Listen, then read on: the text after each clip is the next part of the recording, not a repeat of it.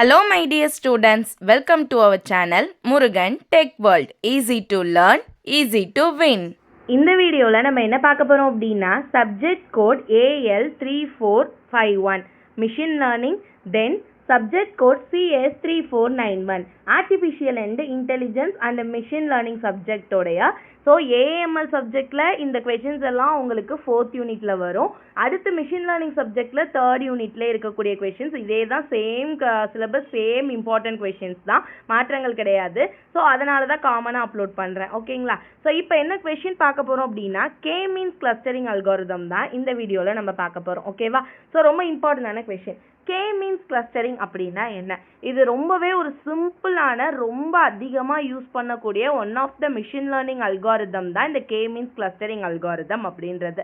Clustering அப்படின்னா என்ன அர்த்தம்? குரூப்பிங் பண்ணுறது அப்படின்னு அர்த்தம். குரூப்பிங்னா எதை குரூப் பண்ணுவோம்? சிமிலர் திங்ஸாக இருக்க விஷயங்களெல்லாம் தான் குரூப் பண்ணுவோம். அப்போது கே மீன்ஸ் கிளஸ்டரிங் அப்படின்னா நமக்கு தெரியாத அதாவது எவ்வளோ நம்பர்ஸ்னு இருக்காத டேட்டாஸை, ஒரே மாதிரி இருக்க டேட்டாஸ்லாம் நம்ம குரூப் பண்ண போகிறது தான் இந்த கே மீன்ஸ் கிளஸ்டரிங் அல்காரிதமில் பண்ண போகிறோம். இது நமக்கு மிஷின் லேர்னிங்ல தெரியும், ரெண்டு வகையான அல்காரிதம். ஒன்று சூப்பர்வைஸ் லேர்னிங், இன்னொன்று அன்சூப்பர்வைஸ் லேர்னிங். சூப்பர்வைஸ் லேர்னிங் அப்படின்னா என்ன? லேபிள்டு டேட்டா வச்சு நம்ம யூஸ் பண்ண போகிற அல்காரிதம் எல்லாமே சூப்பர்வைஸ்டு லேர்னிங்ல வந்துடும். அன்சூப்பர்வைஸ்டு லேர்னிங்ல என்னெல்லாம் இருக்கும்? அன்லேபிள்டு டேட்டாஸ் தான் இருக்கும். ஸோ இந்த டேட்டா இதை பேஸ் பண்ணி தான் வருதுன்னு இருக்காது.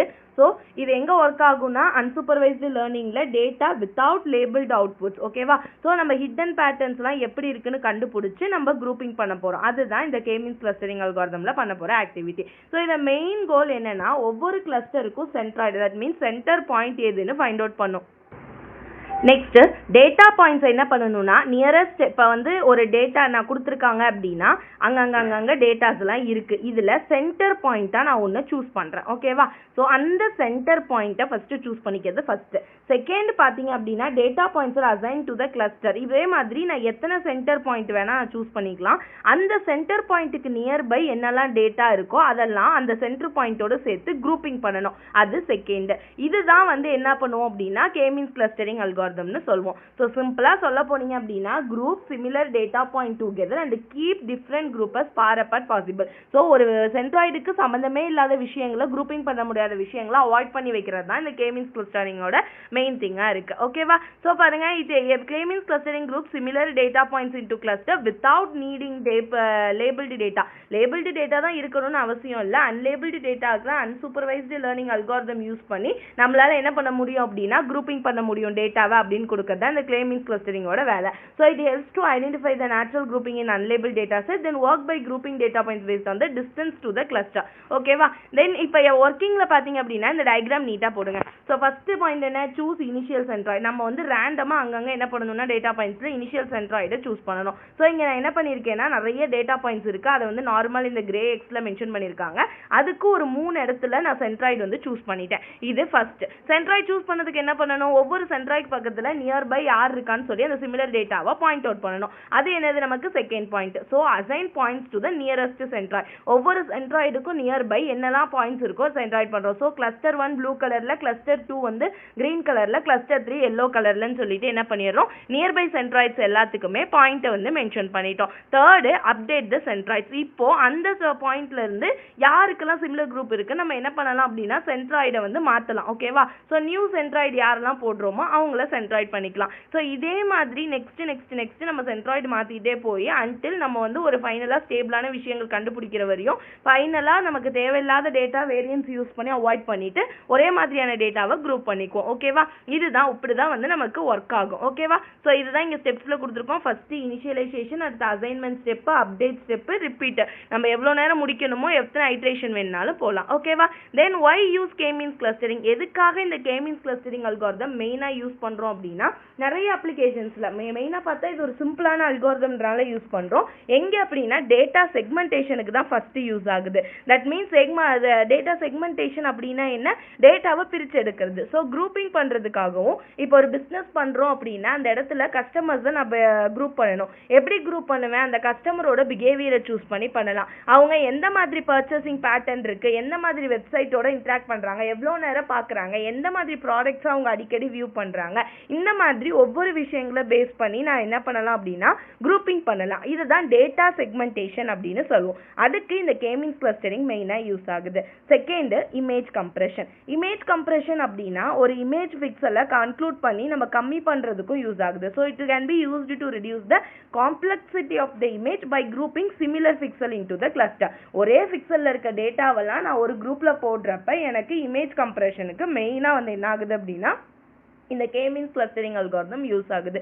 ஸோ என்ன பண்ணும்? இமேஜ் ஸ்டோரேஜ் அண்ட் ப்ராசஸிங்க்கு ஹெல்ப் பண்ணும். ஓகேவா? Third point, anomaly detection. Anomaly அப்படின்னா என்ன? எனக்கு தேவையில்லாத அன்வான்ட் டேட்டா. ஸோ ஒரு ஃபேக் டேட்டாவோ ரிப்பீட்டட் டேட்டாவோ அன்வான்ட் டேட்டாஸ் எல்லாத்தையுமே ஒதுக்கி வைக்கிறதுக்கும் அவுட்லயர்ஸை ஃபைண்ட் அவுட் பண்ணி ஈஸியாக வந்து எனக்கு வேணும்னு டேட்டாவை குரூப் பண்ணுறதுக்கும் மெயினாக வந்து யூஸ் ஆகுது. அடுத்து டாக்குமெண்ட் கிளஸ்டரிங். டாக்குமெண்ட் கிளஸ்டரிங்னா இப்போ நேச்சுரல் லாங்குவேஜ் ப்ராசஸிங்கில் மெயினாக கே-மீன்ஸ் எதுக்காக யூஸ் பண்ணுறாங்கன்னா சிமிலர் டாக்குமெண்ட்ஸோ ஆர்டிகல்ஸோ அது எல்லாத்தையும் ஒன்றா சேர்த்து வைக்கிறதுக்கு யூஸ் பண்ணுறாங்க. ஓகேவா? Next, organising the large data set. ஒரு பெரிய டேட்டா செட் இருக்குன்னா அது அதாவது இஷ்டத்துக்கு இருந்தால் ஒரு டேட்டாவை குரூப்பிங் பண்ணாமல் நம்மளால் ஃபைண்ட் அவுட் பண்ணுறதோ அதை ஒர்க் அவுட் பண்ண வைக்கிறதோ கஷ்டம். அப்போது நான் ஒரு லார்ஜ் டேட்டா செட்டை ஈஸியாக குரூப்பிங் பண்ணி வச்சு நான் யூஸ் பண்ணுறதுக்கு ஹெல்ப் பண்ணுறதுக்கு இந்த கே-மீன்ஸ் கிளஸ்டரிங் அல்காரிதம் ரொம்பவே ஹெல்ப் பண்ணுது. ஓகேவா? ஸோ தீஸ் ஆர் எதுக்காக மெயினாக யூஸ் பண்ணுறோம் அப்படின்றது.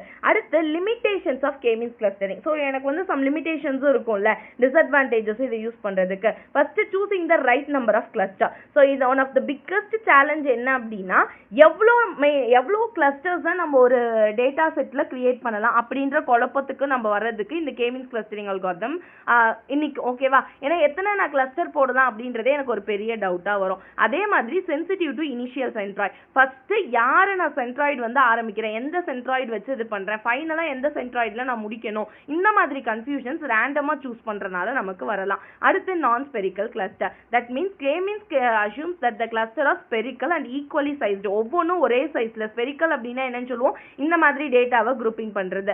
தென் ஒரே மாதிரி இருக்குமா, ஈக்குவல் சைஸ்ல இருக்குமா, எல்லா டேட்டாவும் கரெக்டா இருக்குமா, டிஃப்ரெண்ட் ஷேப்ல போகுதா, ஒவ்வொரு இதுல அதிகமான டேட்டா ஒரு இதுல கம்மியான டேட்டா இருக்கான்றதெல்லாம் எனக்கு வேரியேஷன் நிறைய வரலாம். இந்த மாதிரி பிரச்சனைகள் வரலாம். தென் அவுட்லயர்ஸ். ஸோ சென்சிட்டிவ் டு அவுட்லயர்ஸ்னு சொல்றாங்க மெயினா. ஏன் அப்படின்னு பாத்தீங்க அப்படின்னா சென்ட்ராய்டு சூஸ் பண்றதுனால இப்போ சம் பாயிண்ட்ஸ் எல்லாமே ஃபார் அவே ரொம்ப தூரத்துல இருந்துச்சு அப்படின்னா அது எந்த குரூப்லயுமே ஜாயின் ஆகாம இருக்குது. ஸோ இதெல்லாம் அவுட்லயர்ஸ் அப்படின்னு சொல்றோம். ஸோ நிறைய அவுட்லயர்ஸ் வர்றதுக்கும் ஒரு சில இடத்துலலாம் வாய்ப்பு இருக்கு. ஸோ இதெல்லாம் தான் சம் ஆஃப் த டிஸ்அட்வான்டேஜ் நம்ம யூஸ் பண்றப்ப கே-மீன்ஸ் கிளஸ்டரிங்ல. ஓகேவா? ரொம்ப சிம்பிள் அல்காரிதம் தான். ஜஸ்ட் அண்டர்ஸ்டாண்ட் பண்ணீங்க அப்படின்னாலே போதும். கே-மீன்ஸ் கிளஸ்டரிங் அல்காரிதம்னா என்னன்னு போட்டு எழுதிட்டு தென் அந்த 4 டயக்ராம்ஸ் நீட்டா போட்டு ஒர்க்கிங்னு போட்டு இந்த 4 டயக்ராம்ஸ் அந்த 4 ஸ்டெப்பை நீட்டா போடுங்க. ஓகேவா? நெக்ஸ்ட் வந்து ஏன் நம்ம யூஸ் பண்றோம் அப்படின்னு சொல்லிட்டு இந்த 5 பாயிண்ட், லிமிடேஷன்ஸ்னு இந்த ஒரு 4 பாயிண்ட் நீட்டா எழுதினீங்க ப்ரெசென்ட் பண்ணீங்க அப்படின்னா இந்த क्वेश्चन கேட்டாங்க அப்படின்னா கண்டிப்பா நல்ல மார்க்ஸ் ஸ்கோர் பண்ணலாம். ஓகே, சோ நெக்ஸ்ட் வீடியோல நெக்ஸ்ட் ஹைரார்கிக்கல் கிளஸ்டரிங் பத்தி சொல்லி தரேன். மறந்துடாம முருகன் டெக் வேர்ல்ட் சேனலை சப்ஸ்கிரைப் பண்ணிக்கோங்க. பக்கத்துல இருக்க பெல் ஐகானையும் கிளிக் பண்ணிக்கோங்க. அப்பதான் நான் போடுற வீடியோஸ் உடனே நோட்டிபிகேஷனா உங்க மொபைலுக்கு வரும். Stay tune. தேங்க்யூ.